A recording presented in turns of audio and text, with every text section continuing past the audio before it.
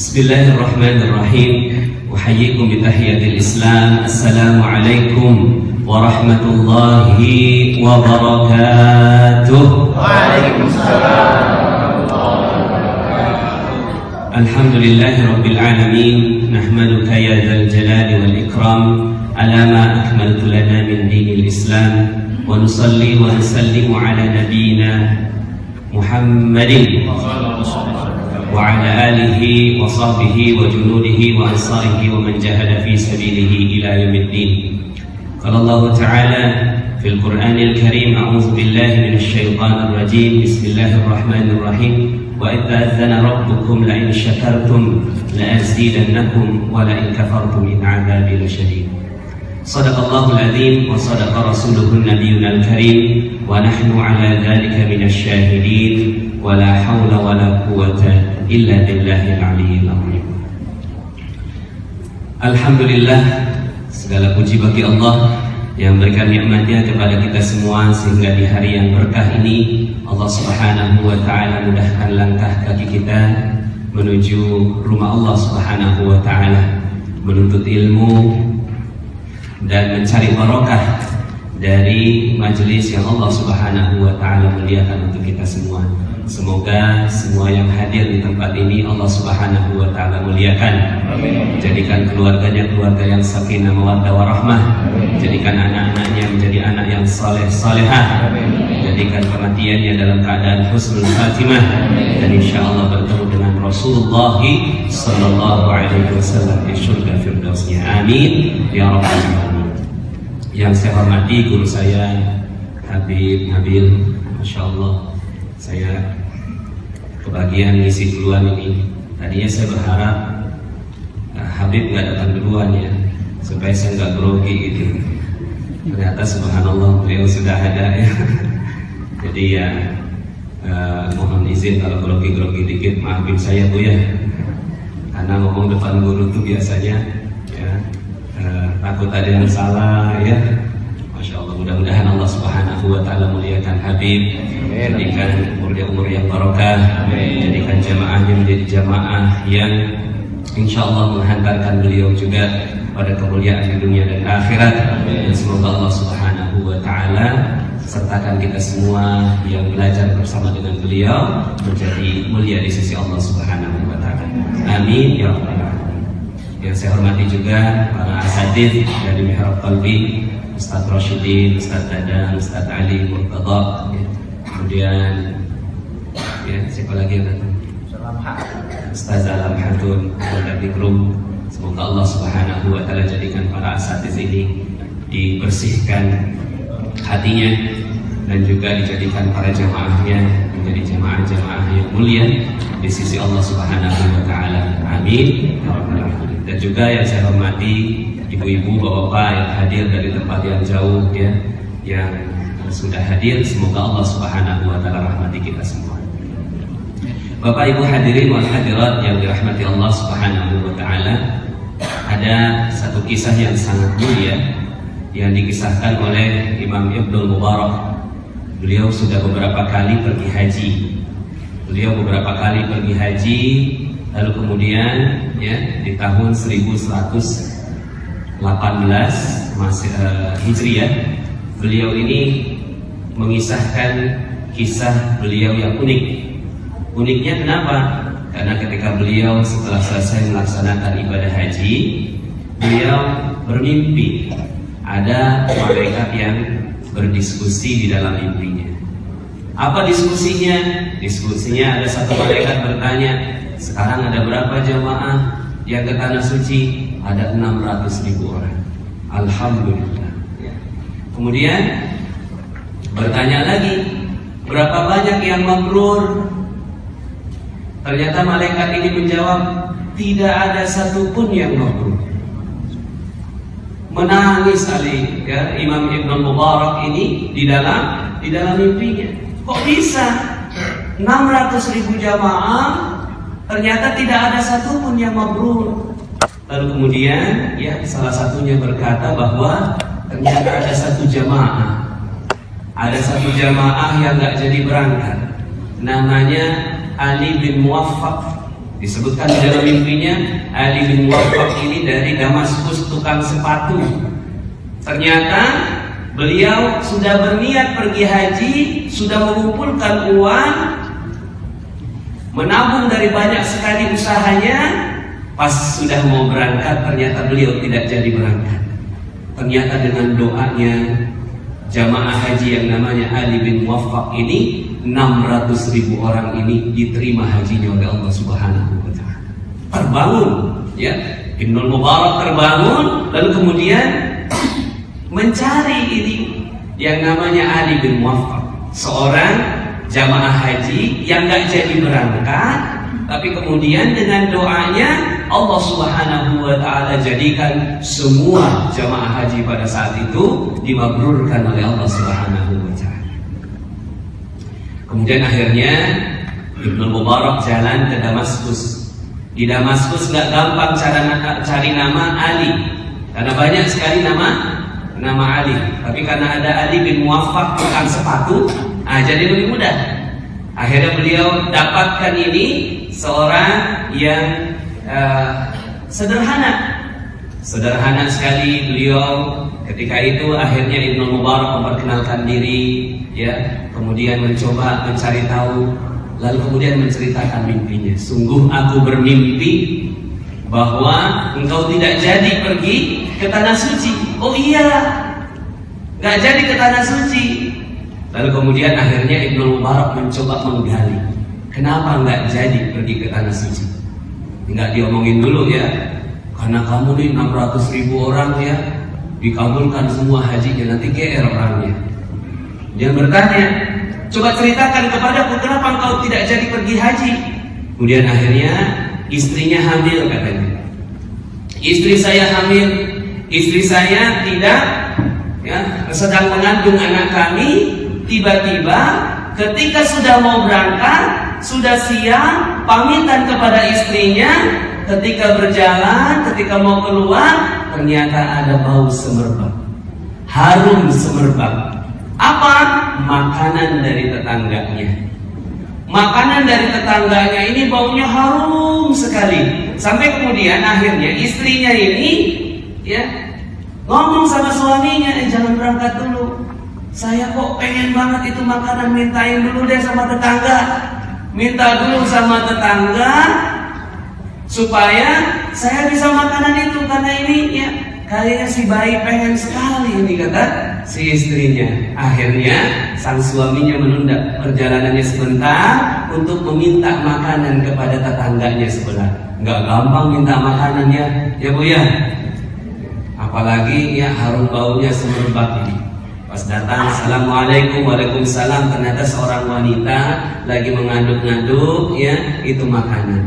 Lagi ngaduk, ada kuahnya harum semerbak, kayak apa ya, kayak kari gitu ya. Ya kayak kari yang harum sekali ya.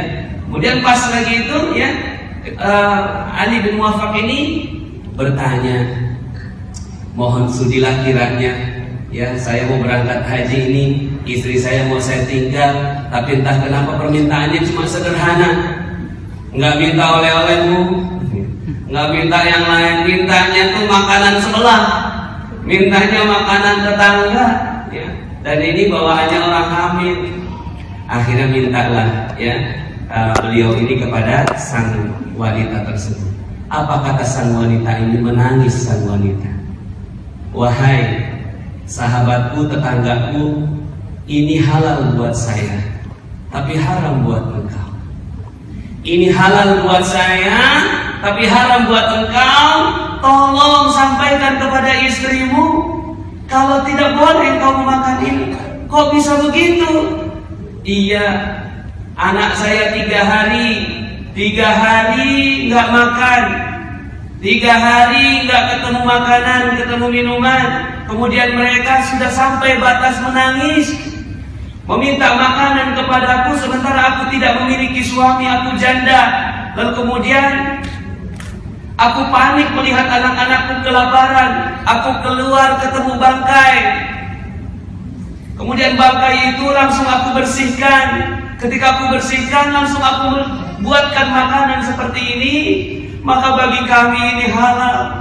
Anak-anakku gembira, sebentar lagi mereka akan makan ini. Mohon maaf kalau saya tidak bisa berikan makanan ini kepada engkau, karena ini makanan bakat, ini tidak halal bagi engkau. Sementara bagi kami minta kepada Allah agar makanan ini halal buat kami. Menangis Ali bin Muwaffaq ini.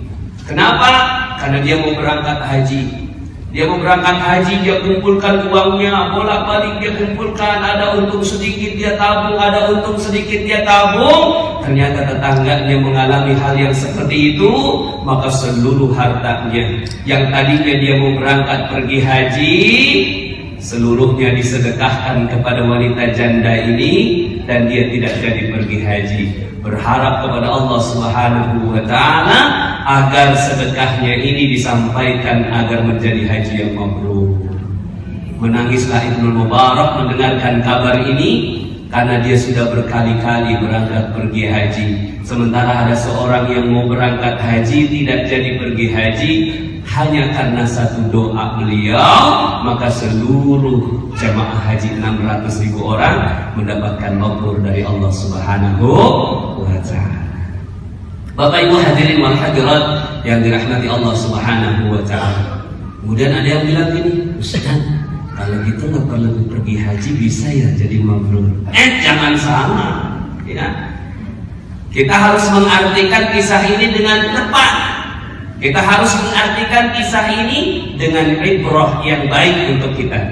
Ya, dalam sebuah pernyataannya, ya, barang siapa yang sanggup pergi haji tapi tidak berangkat, maka jangan mendekati musola. Ini kata Rasulullah Sallallahu Alaihi Wasallam. Maka yang pergi, yang bisa pergi haji ya tetap, tapi kemabruran haji kita bukan ditentukan karena kita.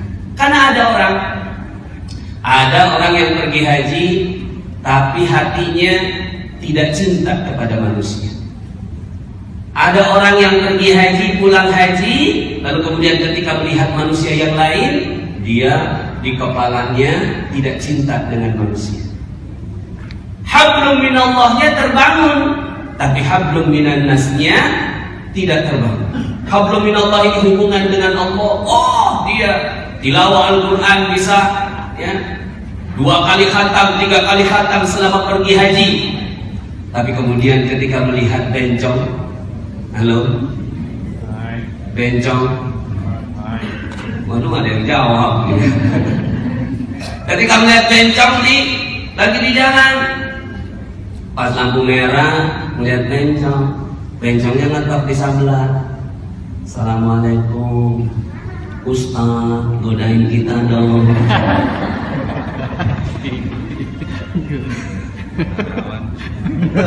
Aku tak mau kalau aku dimadu.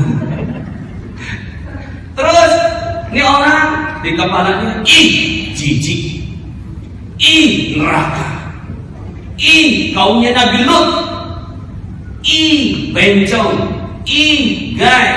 Di kepalanya memvonis manusia. Biasa begini kita, biasa begini. Kayaknya sih biasa-biasa saja. Yang seperti ini biasa. Ya sudah, yang namanya bencong ya begitu. Tapi masya Allah, orang yang mabrur berbeda. Orang yang mabrur berbeda, karena dia tahu bahwa kemuliaan seseorang, rezeki di dunia dan kemuliaan di akhirat ditentukan dari bagaimana dia memuliakan dan membahagiakan orang lain. Walaupun dia bencong. Terus gimana caranya memuliakan dan membahagiakan bencong, Bapak Ibu? Halo? Bencong gimana kita bahagiakan? Ngorder kagak, nauzubillah ya, negor enggak. Tapi di kepala kita menghujat manusia. Maka gimana caranya? Ya caranya sederhana, apalagi itu udah tengah malam ya. Tengah malam hati-hati ya. Gimana caranya? Pegang setir kuat-kuat. Pegang setir kuat-kuat. Siapkan itu gas kenceng-kenceng. Ya. Gimana caranya? Ya Allah, ini udah tengah malam ya Allah. Ada bencong di sebelah kananku ya Allah. Aku ingin memuliakan dan membahagiakan dia ya Allah. Tapi nggak mungkin ya Allah. Nanti kalau saya ngorder, saya Kalau saya nanti negor, nanti orang ya ada fitnah. Saya baru pulang haji ya Allah. Maka ya Allah muliakan dia, tinggikan derajatnya, jadikan dia menemukan pintu taubat secepat-cepatnya agar dia masuk surga bersama dengan kami semua. Ya Allah, kok nggak hijau-hijau ya Allah? Aman, aman. Ini orang yang selamat terhadap manusia. Di dalam Al-Quran Allah Subhanahu wa Ta'ala sebutkan dalam surat Ar-Ra'd ayat 25. Boleh dilihat kalau ada yang punya Al-Quran, punya laptop, punya smartphone yang ada Al-Qurannya, bisa kita baca sama-sama. Surat 13 ayat 25. Surat 13 ayat 25. Yuk kita baca sama-sama ya. Bismillahirrahmanirrahim. Bismillahirrahmanirrahim. Yuk sama-sama. Bismillahirrahmanirrahim. Walladzina yanquduna ahdallahi min ba'di mitsaqih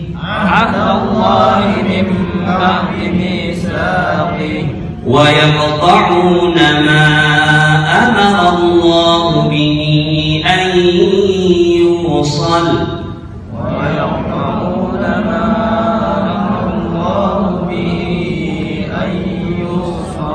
wa yufsiduna fil ardh ulaika lahumul la'nah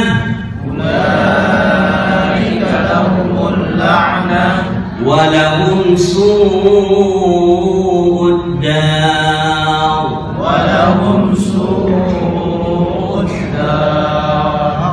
Allahu yabsutur rizqa liman yasha'u wa yaqdir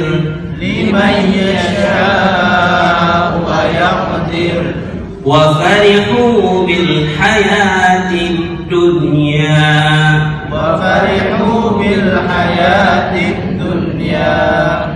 mal hayatud dunya fil akhirati illa mata'.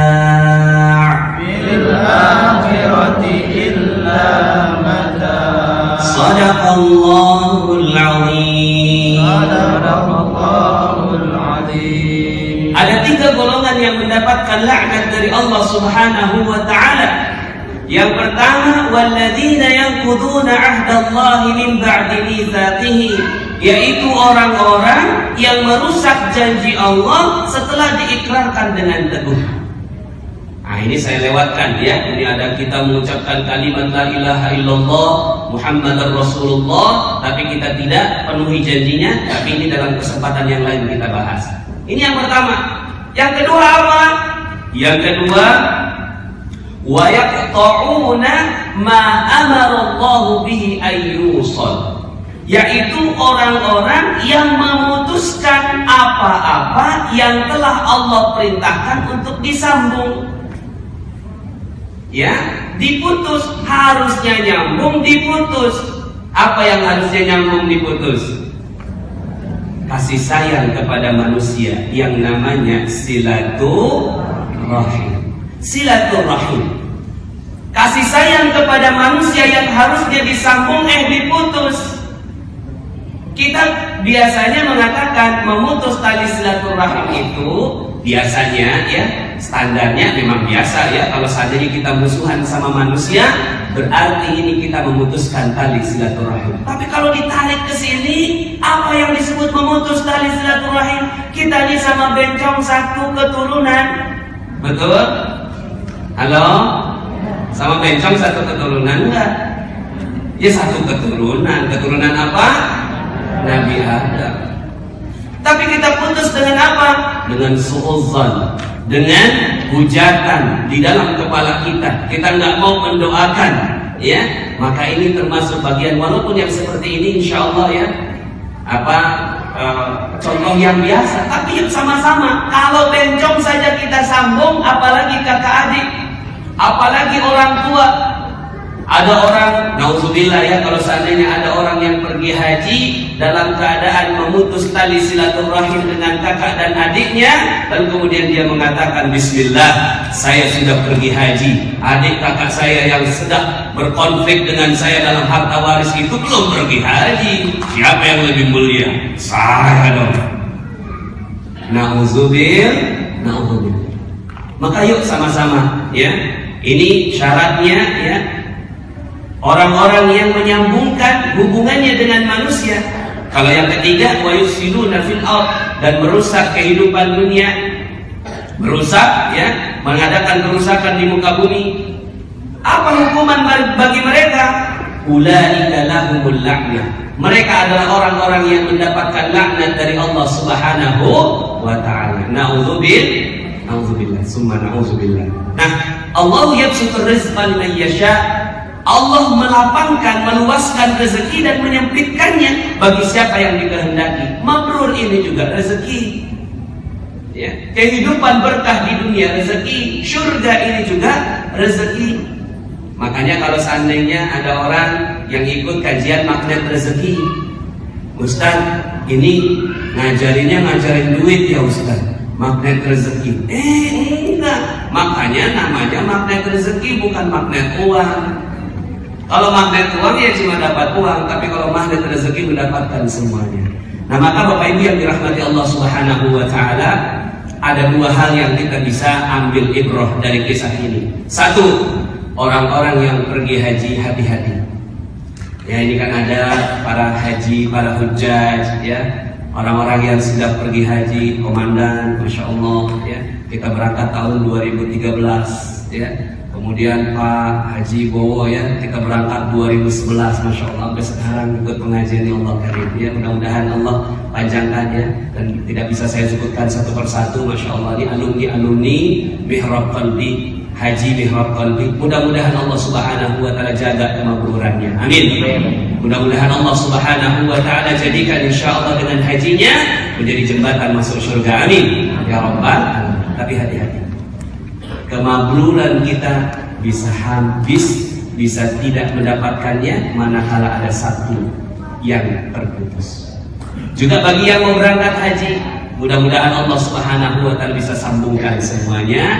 Insya Allah mudah-mudahan dengan menyambungkan tali silaturahim ini, Allah Subhanahu wa taala jadikan kita di surga. Allah Subhanahu wa taala juga bersambung, makanya di dunia kita sambungkan juga. Nah, ini yang pertama. Para haji yang mau berangkat haji, calon haji, yuk sama-sama kita jadikan faktor menyambungkan tali silaturahim ini sebagai bagian dari syarat kemabruran kita. Dalam contoh ini, tetangganya yang kesusahan disambungkan dengan sedekah. Tetangganya yang kesusahan disambungkan dengan sedekah. Jangan sampai pergi terus kemudian tiba-tiba ada orang yang belum tersambungkan. Kalaupun seandainya ada hutang yang minta maaf, mohon izin, ini saya punya aset, tapi sekarang ini Allah panggil saya berangkat haji, mudah-mudahan pulang insya Allah bisa selesai ya, dan seterusnya. Walaupun yang paling bagus diselesaikan semuanya, tapi kondisi sekarang ini banyak ya yang berangkat ini masih ada tanggungannya. Nanti kalau ada asetnya, jadikan sebagai jaminan pembayarannya sehingga para ahli warisnya tidak mendapatkan hutang dari perjalanannya. Yang kedua, nah ini yang kedua Bapak Ibu, bagi yang belum berangkat haji. Nah, ini kan banyak yang belum berangkat, betul ya Bu ya? Betul ya Pak ya? Ya, yang belum berangkat, ada yang bilang, Ustaz, Idul Adha mah ya, lebarannya orang yang udah haji, kita malah nggak ikutan Ustaz. Ya, kata siapa? Semua kita ini insya Allah mendapatkan bagian dari pahala mabrur. Amin. Amin. Jadi yang belum berangkat bisa nggak dapat mabrur?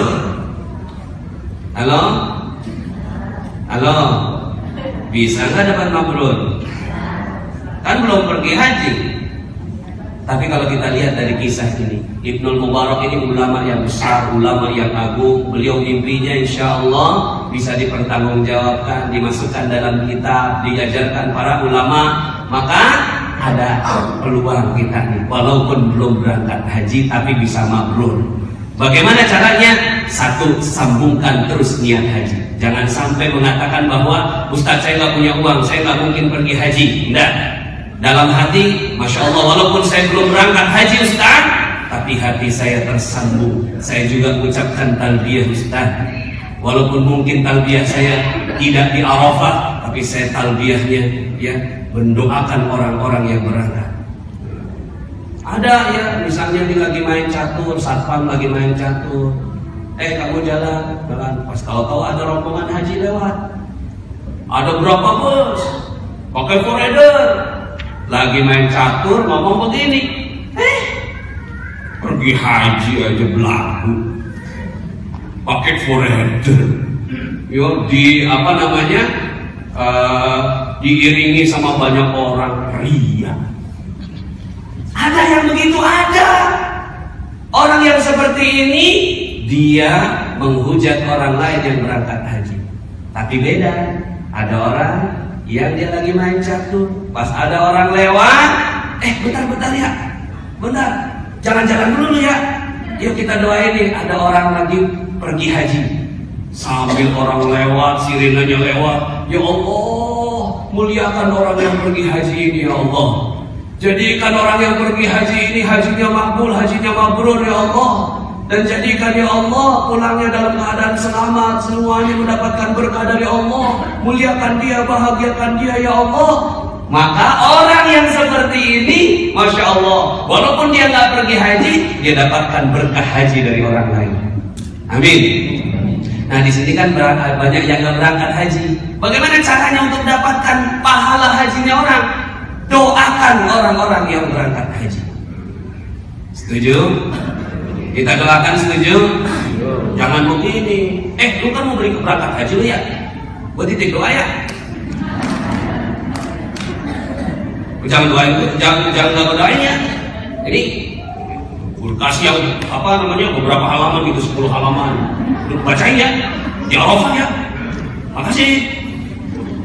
Doa kagak, nitip doa iya, bagus sih bagus.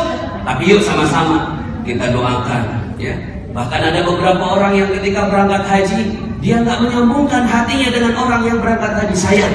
Maka bagaimana caranya? Ya, setiap ada orang yang pergi haji, doakan, ya Allah muliakan dia, bahagiakan dia, tinggikan derajatnya orang-orang yang sedang berangkat haji ini ya Allah, sehingga akhirnya Allah Subhanahu wa Ta'ala menjadikan Bapak Ibu walaupun nggak berangkat haji dapat pahala haji. Mau? Yang kedua, ya, titip sama orang-orang yang fakir, titip sama orang-orang yang miskin.